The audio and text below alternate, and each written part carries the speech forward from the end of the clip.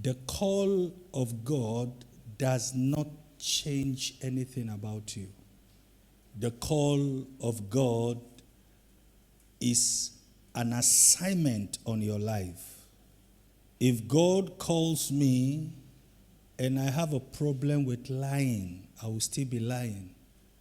But it is my responsibility to deal with the spirit of lying or the spirit of lies by bringing it to God.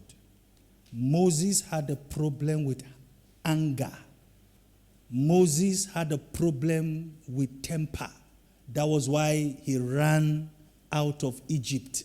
But God still called him with the anger. God didn't deal with the anger before he called him. God called him knowing fully well that this guy had a problem with anger. And it was the same anger that made him not to fulfill his assignment. Oh, you can prophesy and you are deeply into pornography as a pastor. As a matter of fact, you can finish committing adultery with 6 women and you climb the pulpit and you will move in the miraculous and people will admire the grace of God on your life. So, the call of God doesn't change people. No. Oh, God can call you knowing fully well that you have a problem with stealing. You are a thief. But the reason why God has called you is because you have positioned yourself in a way that God has no option other than to use you. But it is now your responsibility to do what Paul said in the book of Romans chapter 12 verse 1. I beseech you therefore, brethren, by the mercies of God, whether you are called or you are not called, that you present your bodies a living sacrifice. That one, God won't do it for you. God won't do it for me. You have to deal with any habits that can shorten the destiny God has for you.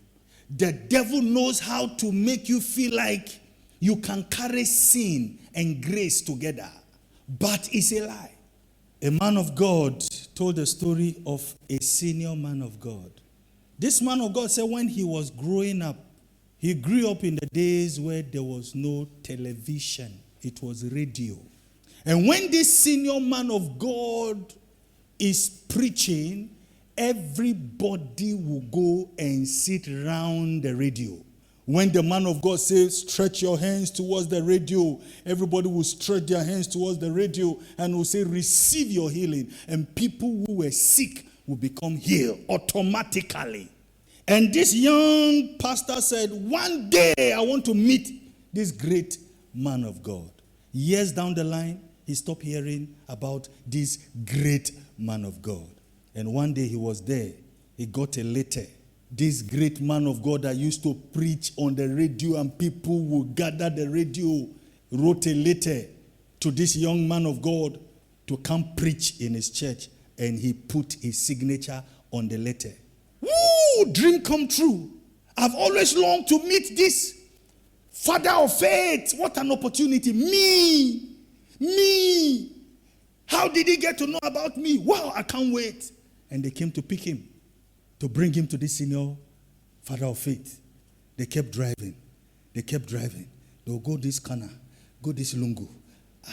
He was expecting to see like 10,000-seater auditorium. They kept going to this lungu. And they came to a place. It was like a sitting room.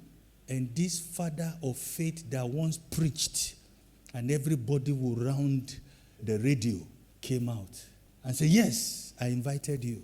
He said, this is me, that great man of God you used to know. I invited you because I want to give you a counsel. I want to advise you to run away from what brought me down. You see this sitting room? You see these small members? That is all I have left. All those big fame, big thing, they are gone. Woman has taken it away. I went after women and I lost my ministry. I went after women and I lost my ministry.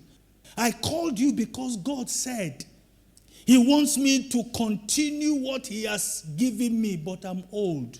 I want you to continue for me. Please, Continue for me. I cannot continue. Time is gone. The deception of life is, let me do it one more time and repent tomorrow. Let me do it and I will ask for mercy. Bad habit is a destiny destroyer.